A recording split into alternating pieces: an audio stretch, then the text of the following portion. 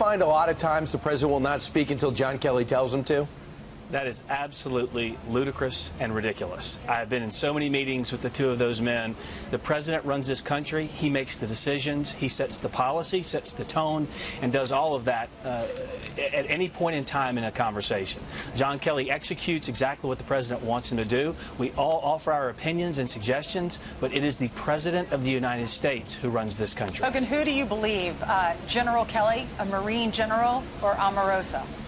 Right, a four-star Marine General John Kelly, who I work with closely every day, who I trust with everything I've got. I believe him 100%. More will come out about this, but the way she characterizes that meeting is completely false, and we'll have more to say on that, I'm sure, in the coming days and weeks. But let's just pause for a second and see what we've got here. This is someone who's disgruntled, who is so self-serving, who has decided to go out and put out false accusations, lies, and has already been proven to be contradictory in her own book. So this is someone with zero credibility in this town, and it's not unique in Washington, D.C. for people to try to make money off of deriding and disgracing Donald Trump. What is unique is someone who leaves the White House like Omarosa, goes on a tour telling everyone how wonderful he is and how much he's done for the African-American community, but apparently telling the truth wasn't paying her bills. So she decided to switch her story to try and make a quick buck, and that I just can't abide by. And I think the book comes out tomorrow, but she's got tape. We heard the tape of her getting fired by John F. Kelly in the Situation Room, and I know that there is perhaps some legal peril she's in for doing that, violating the rules. But then again, there's a brand new audio tape, Hogan, that they played about 90 minutes ago on the Today Show, where the next day after she was fired, she's talking to the President of the United States, Donald Trump, who says, I'm reading in the paper, I had no idea you were leaving. Too bad that's happening. I feel bad about that. So it's not just that she was recording the getting fired. She recorded maybe a lot of people. Right. The very idea that a staff member, a former staff member, would go into the Situation Room and attempt to record someone else shows a complete disregard for national security. I can't believe someone would even think about doing something like that. Then on top of that, her character and her integrity have been impugned beyond measure, and now, to add fuel to the fire, we find out she's tried to record the President of the United States on a private phone call. I'm not going to talk about what they talked about on the phone. What I can tell you is the thought of doing something like that to a fellow employee, not to mention the leader of the free world, is completely disgraceful. Hogan, one thing that they had a conversation with, the general was saying to her, you have basically ethical violations. What are those ethical violations? Why was she fired? Well, I can't get into the specificity on personnel moves, but listen, the press have reported repeatedly on what she did and didn't do within this White House. You guys know some anchors on network television mocked and derided Omarosa to her face. I can't tell you the conversations I've had with reporters who come into my office and mocked her behind her back. So it's kind of funny now, when they didn't want her on television, gave her no credence or credibility when she worked here. Now that she's turned on Donald Trump, she's the toast of the town. They're giving her time. They're giving her the ability to go out and try and tell a story that is fake, that is not true, and that is full of holes and full of lies. And quite frankly, the media have some burden to bear here, because they're the ones who completely dismissed her for the entire time she was here. Well, you know, she played a tape of the president the next day after she got fired. The president called her, and she also, that's the recording that she'd had with the president. And he said, what's going on? I didn't even know you were fired. And she's trying to say the president doesn't know what's happening in the White House. Meanwhile, others have said that the chief of staff, that's his job. He went in there and he cleaned house, and he was trying to clean up the White House. What was she really like to work with? What was her personality like, and what did people think of her inside the White House? Look, I always got along with Omarosa. She was someone that would come to my office periodically, and we'd have conversations and meetings. I didn't see her in too many of the meetings we had with other staff, when we had planning meetings and things like that. I got along with her. But this is someone now that makes me concerned. I wonder if she's recording some of the things we talked about as well. You can't trust somebody who comes into your office and smiles and has a conversation, and then you find out afterwards they leave and they're private citizens. They've been recording this information. The conversations she had with the president, the conversations that I I have the president, Gotcha, conversations at Kelly, they're all private. That's ridiculous that you would release those. But is it true or false? Was the president telling the truth? And he said he didn't even know she was fired. That Kelly fired her without telling the president? Listen, the president makes the decisions in this White House. I'm not going to get into the tick-tock of who knew what and when. What I can tell you is the president and Omarosa had a 15-year relationship dating way back to the reality show The Apprentice. The president trusted her and gave his support for her, brought her into the White House to a prominent position, and she's abused that privilege. And that's something that's just horrible. And I think most Americans look at that and say, someone gave you the trust level to come into the White House, work for the administration, try and make America a better place for the American people, and you just completely blew past that, ignored that for your own self-serving interests. It's a horrible thing. All right. Speaking of trust, Hogan, there are a number of Republicans who do not trust the Department of Justice and the FBI because they have been asking for documents that would explain the very origins of the Russia collusion investigation, because it looks like, you know, this guy, Bruce Orr, the number 4 guy at the Department of Justice, he was getting stuff from his wife who worked for Fusion GPS, and he was putting it into the bloodstream of the FBI, even though Christopher Steele had been fired for leaking to the press. So the big question is, will the president declassify these things that all these Republicans are calling for and have been for half a year? It seems like with every day and every new revelation, the president has proven to be more correct than he was the day before. At the highest levels in the FBI, you've seen bias against Donald Trump and bias for Hillary Clinton.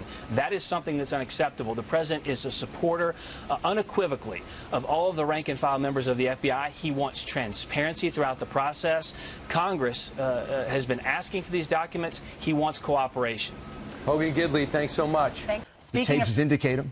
Right. Speaking of tapes, Omarosa recorded that conversation with Chief of Staff John Kelly, and it was a private situation. He fires her, she records it, and now she releases the tapes. Is she breaking the law by doing In the that? Situation Room. She's certainly violating national security regulations, which I think have the force of law. Yeah, I would think she is. I mean, I have to look at it more carefully. And is she violating every bit of trust and that people should have in someone? I mean, Donald Trump made her.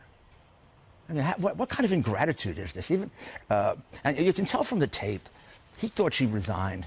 Yeah, and John Kelly fired her. Right. Look, I was the chief of staff, deputy attorney general. I would often fire people that had to be fired. Right. The Today Show just released tapes that shows that she recorded the president as well. Calling her the next day and saying, "What's going on, Omarosa? I didn't know you were leaving." I heard a little of that tape. Sounds perfectly natural in a situation like where he thought she was she was resigning. He wasn't even happy about that.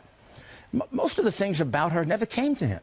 They don't walk in and say to the president, I'm not just saying Omarosa, but you know, so and so leaked something, or so and so is fighting with this one in the White House. If he did that, the president couldn't do his job.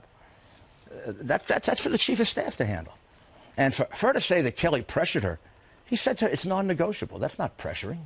This is a Marine Corps general. You're fired. You know, he's not exactly going to have a bedside manner. I think Kelly probably does. But she had to be fired. She was fired.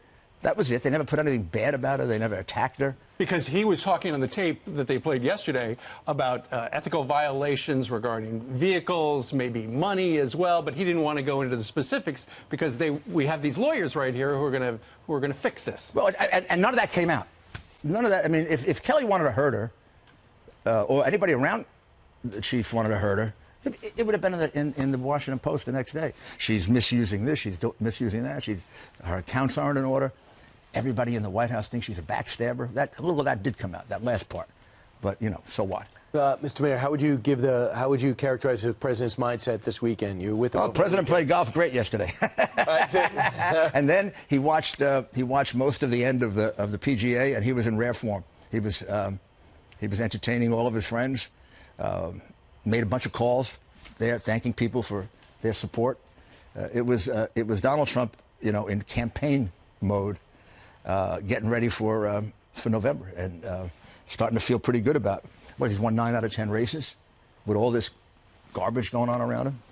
I think we have them on the run. I think he's happy that we're calling for an investigation of of Mueller and Comey. And you're waiting for Mueller to get back to you. And I think that's one of the reasons why he put up that tweet on Sessions, trying to wake him up. Come on. Let's stop being an attorney general here. Let's be equal. You've been investigating us forever. No evidence. How about we take a look at where there's a big pile of evidence? Yeah. And when you talk to the president, do you call the Sessions? Do you call the attorney general? No, he's recused. No, we would we'll communicate to Mueller, which usually means Jane Raskin with Jim Quarles. If we went to Rosenstein, that would be the person he would appeal to, and probably at the end we'd ask for a meeting with him. Because he's actually the decision maker. He writes the report, Mueller does, but then Rosenstein decides what to do. Because he's his boss. All right, still lots more work to do. Okay. Rudy, thank you very much for joining us today. So much for being here. Should be a big week. Should be. I hope so. I think this is the week, I think. All right. Really? For what? I think he'll give us a decision this week on our counterproposal. We're coming down to his looking really bad by interfering in the election, and I think he's got to get it over with by the beginning or early September. All right. Stay tuned. Okay. Thank you, Rudy. Thank you. This is the actual last full day of the president's working vacation at his Trump National Golf Club in nearby Bedminster, and he did some tweeting this morning about the economy, about the Mueller probe, about Harley Davidson. But as you mentioned, the big topic on the Sunday morning shows today was and is Omarosa, the former White House aide and reality star hired and fired by Mr. Trump for both The Apprentice and also his administration, has now written a book that's highly critical of the man she used to defend and call a friend. She's now telling anyone who will listen that the president is a racist and a misogynist. This morning on Meet the Press, Omarosa defended the revelation that she secretly recorded numerous meetings inside the White House, including a sit-down in the Situation Room where Chief of Staff John Kelly informed her that she was done. As you'll see in Unhinged, I protected myself because this is a White House where everybody lies. The president lies to the American people. Sarah Huckabee stands in front of the country and lies every single day. You have to have your own back, because otherwise you'll look back and you'll see 17 knives in your bag. Well, this morning on Fox News Sunday, counselor to the president Kellyanne Conway questioned Omarosa's motives. Whether it's 30 pieces of silver or a 7-figure book advance for you, your publicist, your ghostwriters, and others, all that's changed was this book deal and her being fired. So I think he probably feels very betrayed. And in case you missed it, the president was asked about Omarosa during a photo op with Bikers for Trump yesterday at Bedminster. Do you feel betrayed by Omarosa, sir? Lowlife. She's a lowlife. There are no public events scheduled today for and with the president at Bedminster. Tomorrow he has an event at Fort Drum before he heads back to the White House tomorrow night. Leland. All right, Rick Leventhal in New Jersey. Great work the past week or so with the president on vacation. Rick, thank you. Here to weigh in, our talk radio panel. Chip Franklin joining us from San Diego. Steve Dacey in Iowa. Chip, start with you. Any of these Omarosa claims mean anything, or is this going to be something that's heard and forgotten over the next 24, 48 hours? Well, let me ask you, do you really care? I mean, look, if he said I'm asking you, do you? I mean, does anybody really care? Well, I mean, look, this president's on record for saying some things that just have both sides shaking their heads, you know, right down to the head of the Republican Party. This is just another thing. If he said the N-word and, you know, supposedly Tom Arnold had that on tape, I don't think it would affect his base. That's sad, but that seems to be the case. All right, Steve, you in the same boat on that? You know, I think there's so many of these. We'll be talking about somebody else next week, the week after, that I do think after a while it just becomes white noise, and opinions about what you think of the president's character are pretty much cemented on one side or the other. I think a lot of Americans probably, regardless of how you're going to vote this November or voted last November, probably want to know why in the Sam Hill somebody like this was ever allowed intimate access to the White House to begin with. Raise your hand. Anybody in America watching us right now? Raise your hand. Can I ask a question? Can I ask a question? Sure. Are you talking about Trump or Omarosa? I'm talking about Trump. Who's allowed in the White House, right? Yeah. I'm talking about Trump allowing Omarosa into the White House. I mean, yeah, I know. I can't imagine there's any carbon-based life form in America shocked it turned out like this. We had a Trump surrogate on yesterday, Steve, and they sort of tried to weave this narrative that this is the ultimate defense of the president, who, if he is going to be called a racist, as Omarosa has sort of tried to ignite that and stir that pot, they said, wait, how can somebody be a racist if they've brought in somebody who's black, African-American, as Omarosa is, into the White House, into the inner circle, and given her a chance? See, I think these kinds of arguments, I don't think they work for our side. And the reason why is because, you know, the other side likes to point out how much of the black vote they get, and then we point out, you know, black unemployment doesn't do any better no matter how much Democrats win, right? So to me, I think this sort of tokenism argument is a bad argument. I think the president should instead, you know, just be a good president. Reevaluate the people you hire.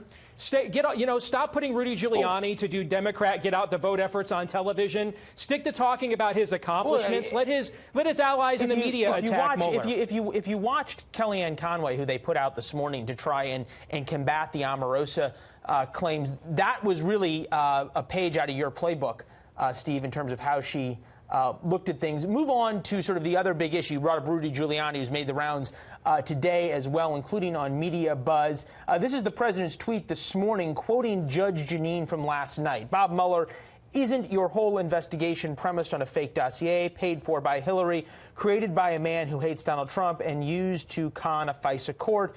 Judge Bob, I really think it's time for you to give up your phony investigation. No collusion! Exclamation point. Steve, to you, we heard Rudy Giuliani out there again today talking about how Mueller has to wrap up his investigation by September, et cetera. Is that the vein that you're okay with, or you think that that's a mistake as well? I think everybody that's going to vote on this, that Trump won because of a Russian collusion plot, their minds are already made up. This issue is a point of diminishing returns for the White House. Have your allies like Judge Jeanine in the media, have them do this for you. Stay away from it. Be the president of the United States. Talk about things the vast majority of people in places like Iowa or I actually care about. Chip, I'm going to give you the last 30 seconds.